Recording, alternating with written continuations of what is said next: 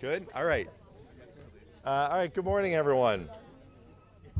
Thanks so much, everyone, for being here today. I want to start, and I do this because it's weighing on so many of our minds and because, frankly, there are so many cameras here, and I want them to record this. It's been a really difficult week in Parkland and in Newtown. We heard heartbreaking news of the deaths of two MSD survivors and Jeremy Richmond, whose daughter was killed at Sandy Hook. We have to talk about suicide. It's okay to ask for help. It's okay to lean on one another. We've got to ask the questions of our friends and family who have survived gun violence. Are you okay? Do you need help? Are you thinking of killing yourself? It does not hurt to ask. We have to be there for one another. The trauma from gun violence tragedies will stay with our communities, and we must be ready to respond with our friends, our families, and our neighbors who need help. If anyone out there needs help or knows someone who does, please text the word TALK to 741-741 to talk to a counselor. Please.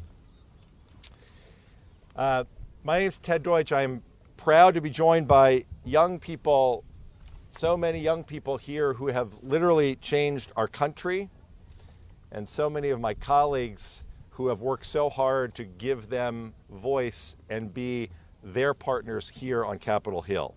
They're here to remember the March for Our Lives that they organized 1 year ago. I'm here today as a member of the gun safety majority in the United States House of Representatives, a gun safety majority that took action to pass gun violence legislation for the first time in decades.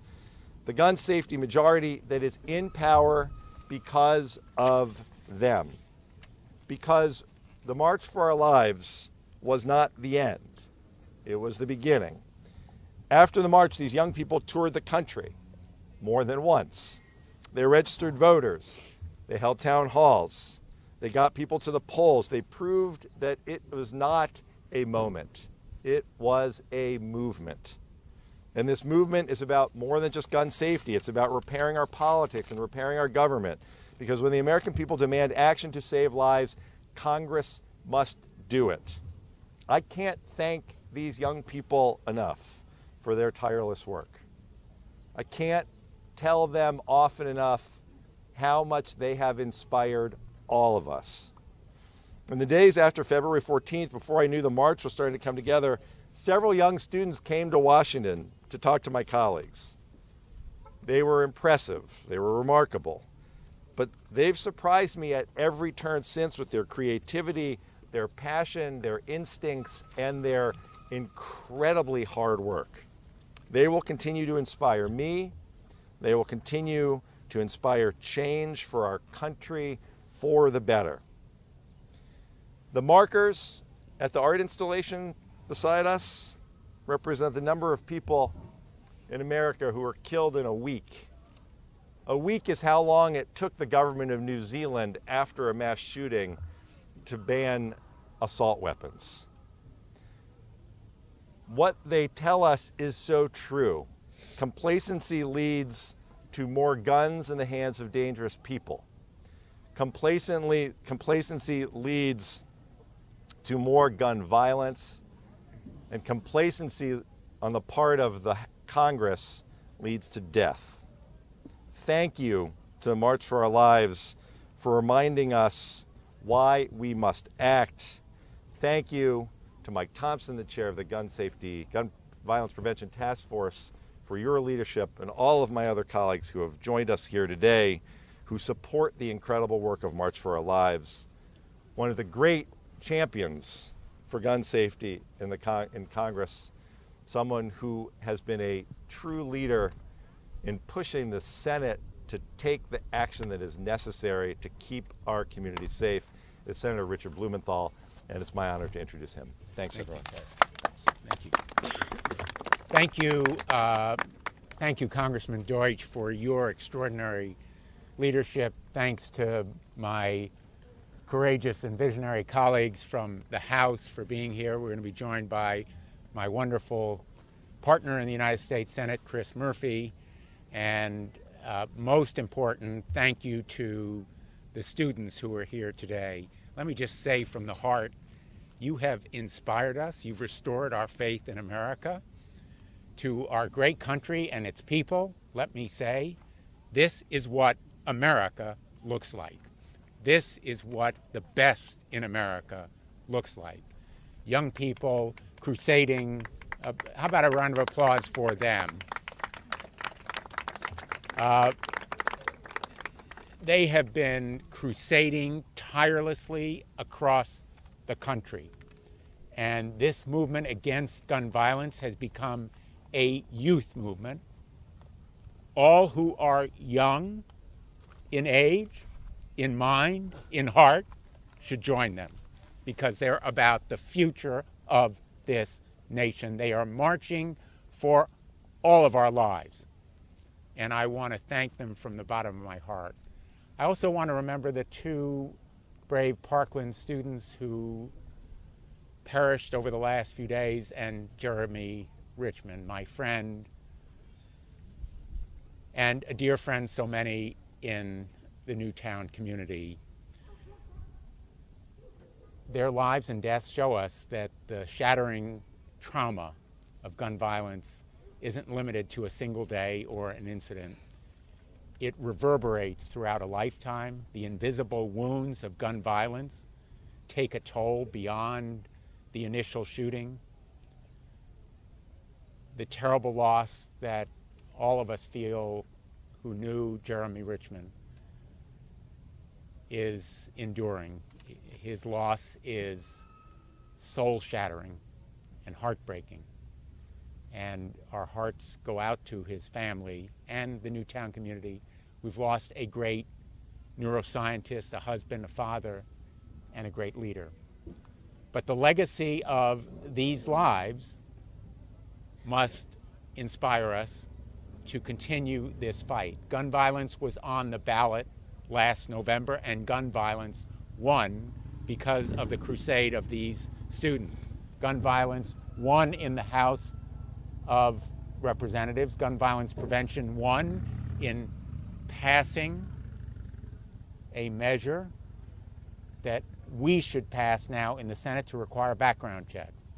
I'm in the midst of a hearing in the Senate Judiciary Committee on an extreme risk protection order proposal that I hope will be bipartisan, as it was in the last Congress, with the chairman of that committee, Lindsey Graham of South Carolina.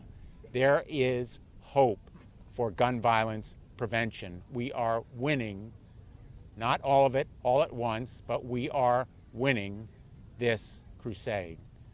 And we need to redouble our efforts in this movement and to follow the brave example, their leadership by example of these Parkland students. I'm very proud now to introduce one of the champions who has come to be with us today. Matt Deutch, thank you for your great work. Thank you so much. Thank you so much, sir. Thank you so much for being here today. It is one of the more beautiful days this week. And I'm here today to send a message to Congress. I worked with the fellow young people in March for Our Lives to create a powerful art activation because this week I come to you with a very heavy heart. Mass shootings do not end when the shooter stops pulling the trigger. Mass shootings don't end until we act to prevent them from ever happening again in this country. When we are dealing with trauma, we need to address it. We don't compare it. We work to prevent it. And complacency is simply sending thoughts and prayers and moments of silence when we need legislative action, when we need people to be organizing, when we need people to bridge the gap of empathy and education to articulate the reality of gun violence, and that is why we are here today. Today we built this art installation. It is called A Week in America, like my congressman said. In a week in America, 735 people will be killed.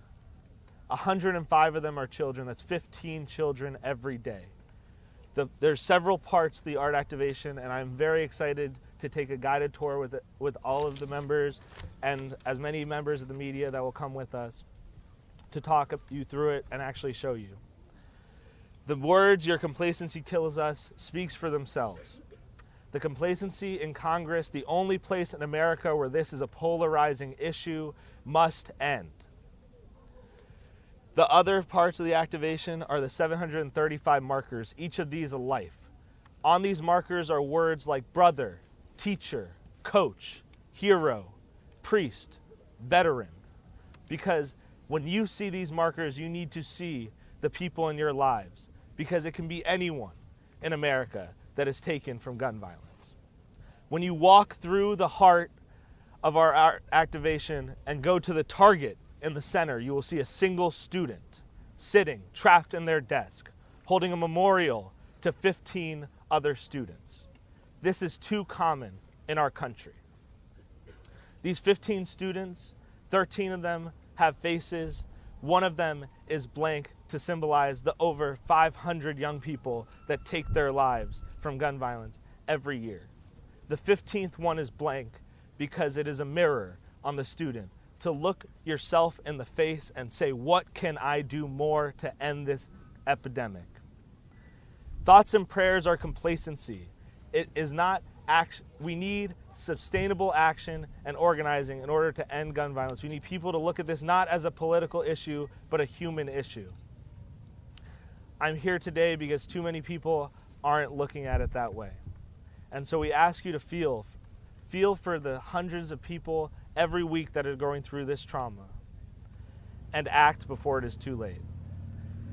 I want to introduce the next speaker, Mike Thompson, sorry, who is spearheading important life-saving legislation in this Congress and refuses to be complacent when we see the slaughtering of our youth. Thank you so much, Mike Thompson. Thank you.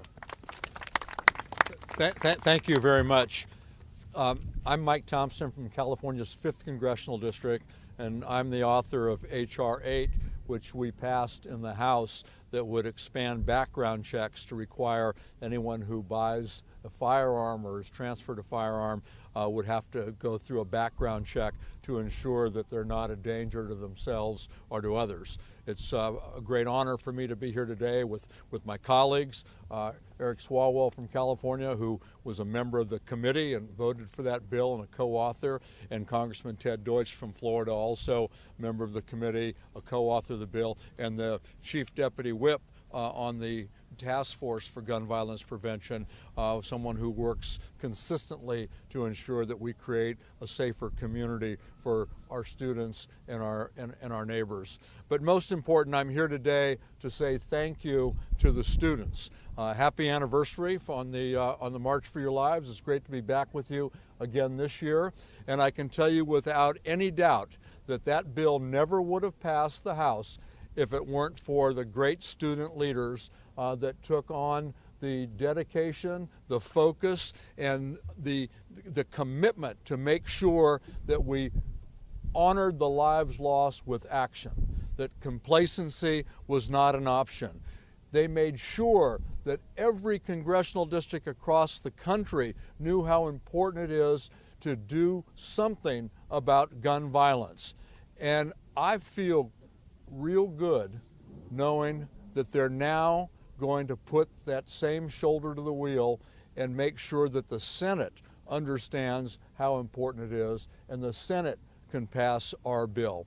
And we've got great leaders over there. We've got people who've been working on this issue for a long time. You just heard from one.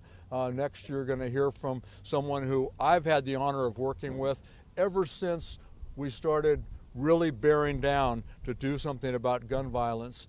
And that's a great colleague, a great leader, and the person in the Senate who has the background check bill over there. And I'm sure that working with these student leaders, you're going to be as successful as we were in the House. I'd like to introduce Senator Chris Murphy from Connecticut. Thank you. Thank you very much, Mike. It's really an honor to be here with so many leaders, and I mean that because ultimately this is going to be decided not by any arguments we make inside these walls. It's going to be decided by what these students do. just tell you one story, and then I'll pass the mic along. Back in January, when we had the government shutdown, I decided to take a trip up to Baltimore one day, and I wanted to go see some innovative programming that was happening in a school inside a pretty violent neighborhood in that city. And while I was there was a code green that started to blare across the intercom, and I quickly asked the teacher that I was meeting with what a code green is, and she told me that a code green is when there's a shooting somewhere within a few blocks of the neighborhood, and that's exactly what had happened at 10:30 that morning on a Friday in Baltimore. Come to find out that a young man by the name of Corey Dodd had dropped off his two 5-year-old daughters at that school that morning. School was delayed a few hours because of the snow. And before he could walk into his house 2 blocks away, he was shot dead. His 3-year-old and 3-month-old were waiting inside for him.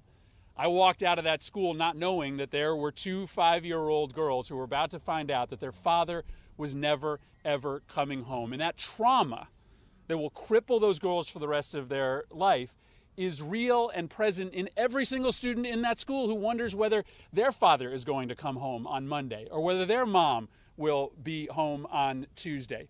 This is an epidemic and a nightmare everywhere in this country.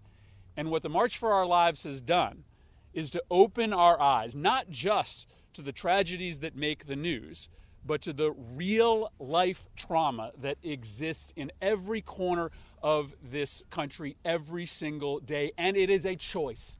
It is absolutely a choice. The complacency and the complicity that this Congress endeavors in is a permission slip to shooters, right? Is a permission slip to shooters to keep on doing it. Don't think for a second that the people who go out and contemplate these mass murders don't perceive our silence as endorsements. We don't mean it that way, but that's absolutely how it comes across, especially when other governments can snap their fingers and change their laws. After one tragedy, we have tens of thousands of tragedies, and we still sit on our hands. Every great social change movement in this country that has been successful, that you read about in the history books, has not been led by people in their 40s or their 50s or their 60s. They have been led by teenagers, by young people in their 20s who hold the future of their country in their hands and have a power and purity of voice that eventually changes the status quo. We have handed over this movement to the young people of this country, to the March for Our Lives movement, which is uniting all of the different communities that have been blinded and consumed by this epidemic of gun violence. One of those young women from Thurgood Marshall is here with us today. I'm so glad that she is representing this movement. I want to turn the microphone over to Nyana Martin. Nyana.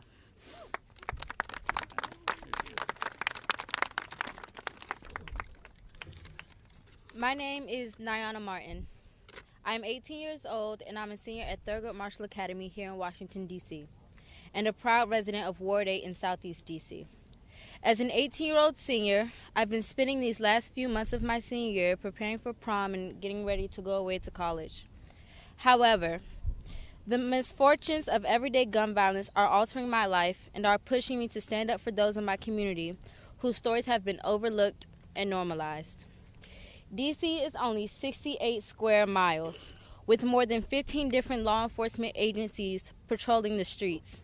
But yet 160 people were killed by guns last year, a 40% increase from 2017.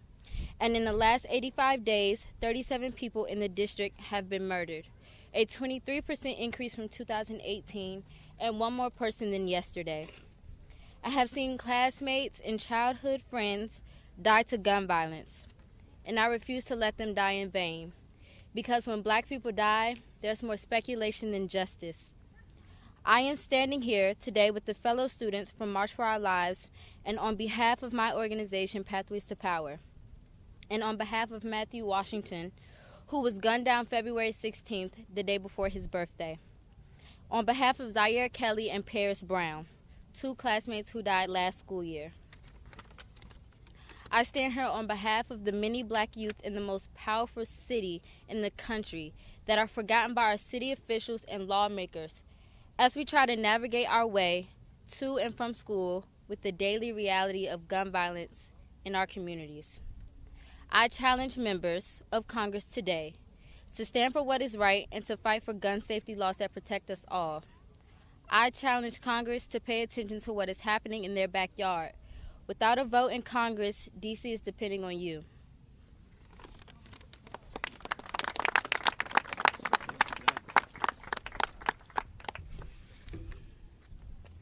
Good morning. My name is Eric Swalwell. I represent a congressional district in the San Francisco Bay Area and serve on the Judiciary Committee. And I want to thank Ted Deutch, my colleague, a member of the committee, for leading the country and representing his constituents as he lifts them out and they march together beyond the Parkland tragedy. I also want to thank Robin Kelly from Chicago, who's taken me to her district and has had me talk to students who live every day in fear of gun violence, as well as Senator Murphy for his leadership on this issue, and our colleague Mike Thompson. Hope died at Parkland, but in a uniquely American way, through the strength and courage of children, hope was born there too. And they marched, picked themselves up from that awful day and marched. And I know today, even beyond a year since the tragedy, we still feel the loss from that shooting. And we mourn the two students, survivors, who we recently lost. And we mourn a parent of a survivor in Newtown. Not every day is going to be an easy day. There are sweeter ones than others. We won on November 8th. We beat 17 NRA endorsed candidates with your leadership. We won a few weeks ago, the day after the State of the Union, where not a word was said about gun violence. We had a hearing in the House Judiciary Committee, and then 2 weeks later, the first time since 1993, passed the most significant gun safety legislation in the United States Congress. That was a good day. There's going to be hard days. There will be days where we stop marching and we take a knee and mourn and pray, but we'll always pick ourselves back up because we know the job that has to get done and the safety we're all entitled to have in our community. We've won one side of this House, but let's take our energy to the other side and put pressure on the Senate to give us a vote on background checks, and then put pressure on the White House to sign it into law. And let's not end there.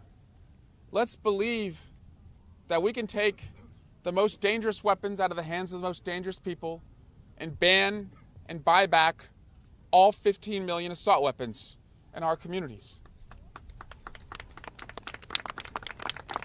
And let's also see the faces who never end up in the newspaper. Like Detayon Franklin, 17-year-old who died in Oakland, California in 2011. I prosecuted his shooter. He died at 2:30 outside his high school. Let's invest in gang violence prevention programs as well. Your art tells a story, and your stories touch our hearts and move our feet. And we will keep marching for our rights. Yes, the Second Amendment affords certain rights, but we will march for the right for our children to go home after class and be hugged by their parents, for a worshiper's right to pray in a synagogue, for a shopper's right to stroll through the mall, for your right to dance at a concert, for all of our rights to love each other. Those rights, you say today, are greater than any other right in our Constitution. Keep marching. Keep marching for those rights. Keep loving each other. There will be hard days ahead. But we've already seen progress in your work. Thank you so much to our students. And I want to introduce now, from Chicago, Congresswoman Robin Kelly. Thank you so much, Rep. Swalwell, and thank all of you for being here, and thank all the young people. It's an honor for me to stand here with you, as it was an honor for me to march with you last year in Washington, D.C. And I truly want to thank you for turning your pain into passion, to becoming activists, to realizing how important this issue is, and also realizing that it's bigger than Parkland. And I want to thank you on behalf of the young men and women in the Chicagoland area, because you guys got it. You guys invited them to Parkland, you guys came to Chicago, and you realized that you're all in it together, whether it was a mass shooting or the everyday, what I say in Chicago, the slow motion massacre. We just lost a 2-year-old to gun violence, a 10-year-old to gun violence. As you know, it can happen all over. I just encourage you to keep marching, stay empowered, know that we are listening, keep us accountable. We passed it in the House, but we need your voices in the Senate. I also want to thank all of your parents. Thank you so much for being by your child's side and to getting them where they need to go, and to encouraging them and to empowering them and empowering their voices. And I want you to know that you are so valued and we need you. And you know already that elections have consequences. So keep registering people to vote, keep them informed, and keep doing what you're doing. I am so proud of you. I'm honored to stand with you, and we're going to get this thing done. Thank you.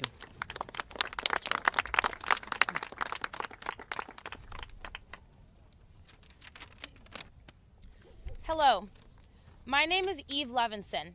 I am a 19-year-old freshman at George Washington University from Los Angeles, California.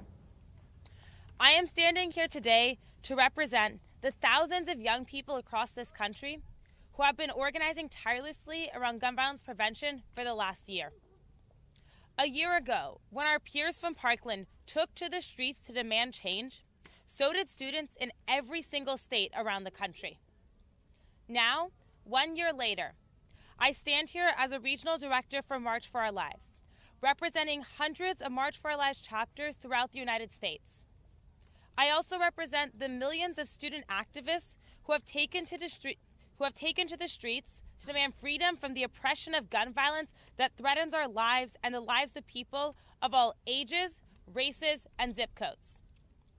We are in the halls of Congress, state houses, and school boards across the country, demanding real action against this threat to our lives. We are here to say collectively, enough is enough. Through my work with the Los Angeles and DC chapters, and as a regional director, I have been able to see the immense power of our generation. Yesterday, as we walked through the halls of Congress to deliver constituent letters, I was reminded of all that we are capable of accomplishing when we work together. In just a few months, hundreds of students from around the country collected over 6,000 constituent letters to all 100 senators in support of S-42, the Background Checks Expansion Act of 2019. This letter-writing initiative, spearheaded by the DC chapter and supported by dozens of chapters around the country, is just one example of the amazing work being done every day by March for Our Lives leaders and other activists around the country. March for Our Lives Arizona pushed student-authored legislation redefining the focus of school safety from militarization to prevention through dozens of school board resolutions and a bill that passed unanimously in the Arizona State Senate. Students in Tampa, Florida successfully introduced and passed a school board resolution to prevent guns in their schools. And right now, as I am speaking here in DC, our Oregon chapter is at their state legislator in Salem, advocating for their student-ridden gun omnibus bill, SB 501. But this is just the beginning. The youth are leading this national and grassroots movement. We are determined, and we will not back down in the face of legislators bowing down to the NRA and gun lobby money, ignoring the will of the people. We are not going anywhere until the job is done. Thank you. And now we'd like to welcome all of you to join us to go and look at the art installation. You can follow the nice guy in the red hair. I will be giving a guided tour. We are welcoming all members. Excuse me.